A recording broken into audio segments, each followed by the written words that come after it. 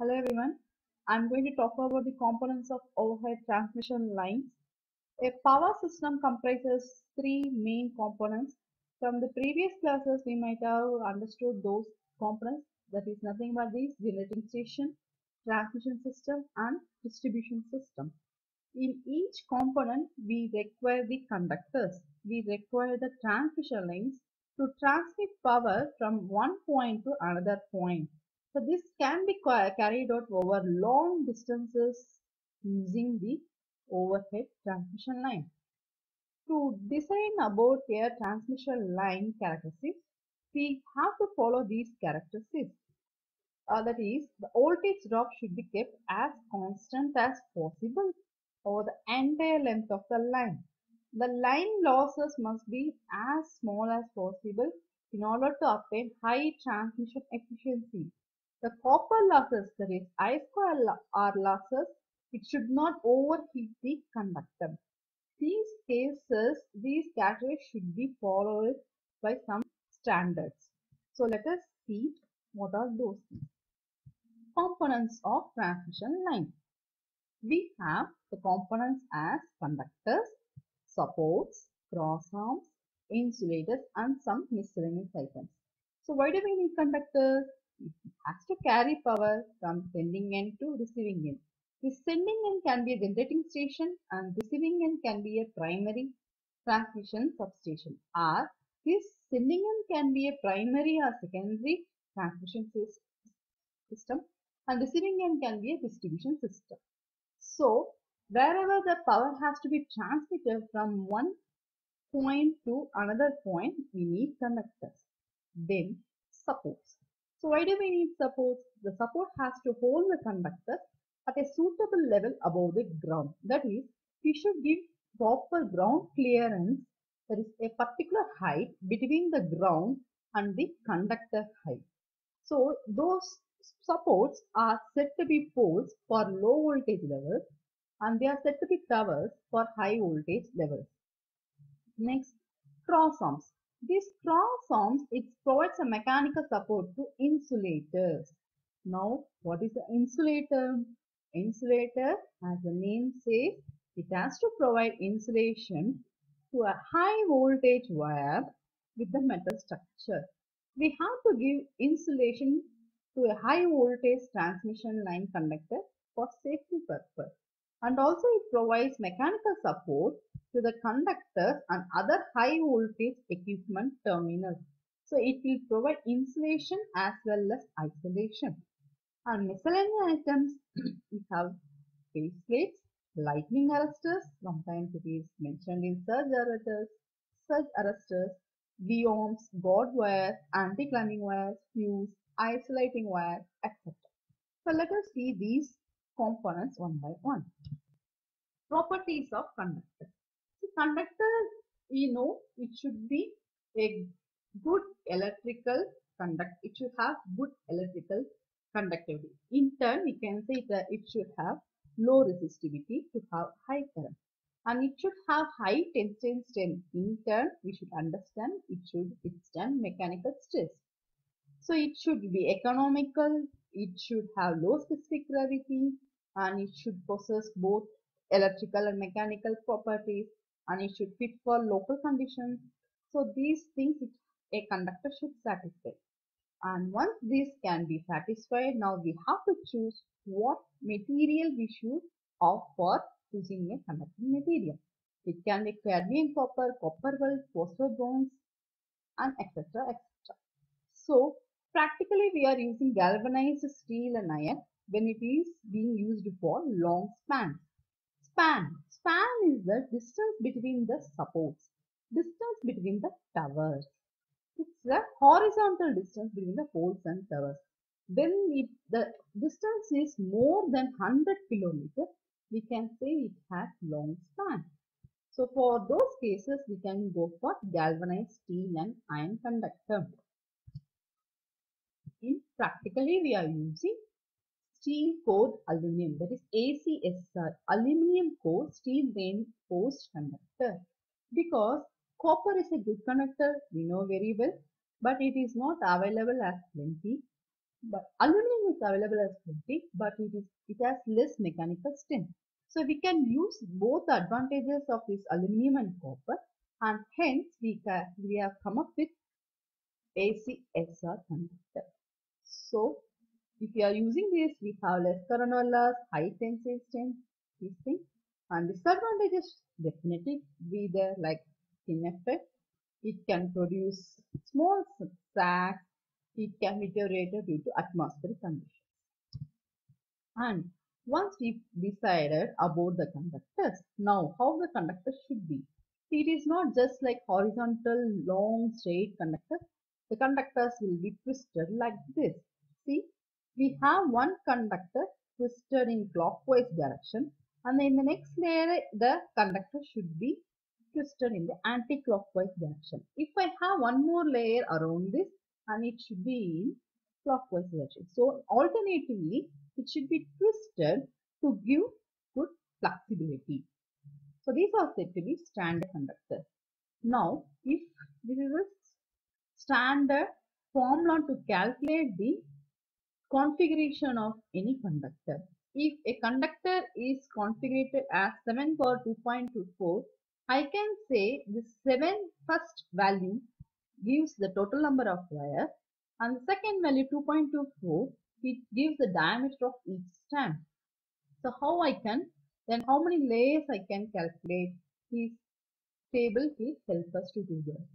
If I have number of wires 1 in the center, and the number of wires in the nth layer, maybe the first layer will be 6 times the n. So 6. So 6 plus 1, 7. So this 7 is filling this first column data. And how the diameter is fixed. So if I have 2.24, that is equal to 1 plus 2 into n into d. From this I can calculate the diameter of each strand, and hence the diameter of the total conductor. Like this we can calculate the conductor configuration. Then apart from these, we have to calculate how a conductor, how much a conductor can withstand its tension, whether it can be corrosive in different weather conditions, or how much it can withstand a vibration, how much loss can occur, or voltage drop can occur. So everything we have to keep it in mind to design a transmission line conductor. Once if every design is done according to the conductor material, now we should think about the voltage drop consideration. As per standards, it can have up to 5% maximum drops. It has to withstand maximum of 75 degrees centigrade, and by default it should be economical. Now poles, as I already told, it is nothing but support when it is for low voltage level. So the characteristics of poles will be, it should have low cost, it should have high mechanical strength, it should be light in weight, it should give us longer life, like this. And these are some types of low voltage poles. See, the first one is a low voltage, that is 415 volt, and the second one is a 11 kilovolt single member pole, and this third one is the 132 kilovolt pole, and this fourth one is also a 132 kilovolt pole. It depends upon the position of the conductors, we can frame this pole structure. So the choice of pole depends upon the span of the line, that is length of the line, cross section area of the conductor, line voltage, cost, and local conditions. We can have these pole structures as wooden pole, steel pole, RCC pole, lattice pole. So this table column will give the comparison of these poles based on light, operating voltage, span, shape, application, and advantages and disadvantages. Based on the requirements, we can choose what type of pole structure we can go for. So these are some of the towers structure. Towers, nothing but the supports at high voltage level. And miscellaneous items, we have V-arms, face plates, those things are available, can be seen in this diagram. And again, towers, I can choose a narrow circuit I can choose a wide circuit. I can choose double circuit. See, I can have two sets of three-phase conductors. So you can see a tower like this, such that one set of three-phase conductors, say A, B, C, will be holding by these points, and another set of three-phase conductors A, B, C will be holded by these points, such that the second set of phase conductors can act as a duplicate phase conductors, such when this first set have to undergo some maintenance or some fault clearance, we can use this phase. Like this, we can see the towers having 6 conductors on either sides of the tower. And this is double circuit wide, and this is 400 kilovolt economical case, and this is DC transmission line, so that you can see only 2 conductors are required. And this tower seems like a cat head, and hence it is known as cat head line to avoid the clashing of 6 conductors, but the cost will be 2. Other accessories, fuse wire, again it is for safety purpose, clamps to hold the things, isolators, switches to isolate when the maintenance has to be happen, or to clear the fault. This isolator switch should open such that the transmission line get isolated, and surge arresters. So here the surge arresters, I can locate the surge arrestor like it can be, this is the transmission line, this is insulator, and this is surge arrestor.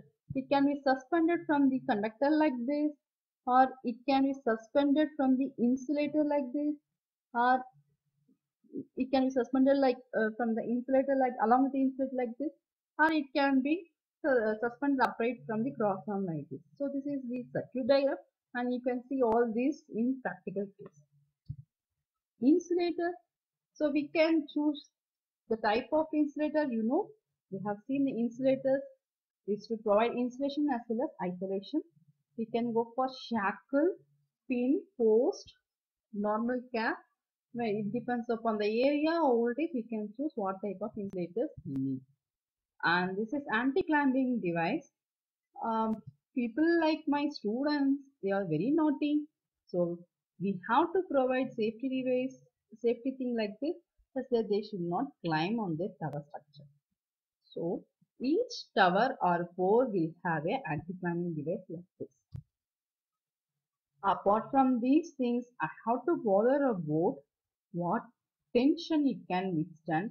As the year increases, the tension of the conductor will also increase, but its strength will decrease. So it is necessary to check the tension in the conductor often. So the tension in the conductor should be the breaking load, that is sag. So we have to keep on calculating this factor of safety at least in the maintenance phase. So as of now, we have seen the conductors, poles, tower, and can you see these conductors? See, these are white in color. It is not the conductor color. We have ice weights. We have ice covered the conductor.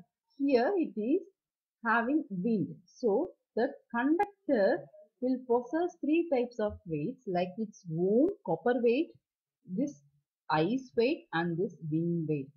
Considering these 3 weights, we have to choose the conductor for our experiment.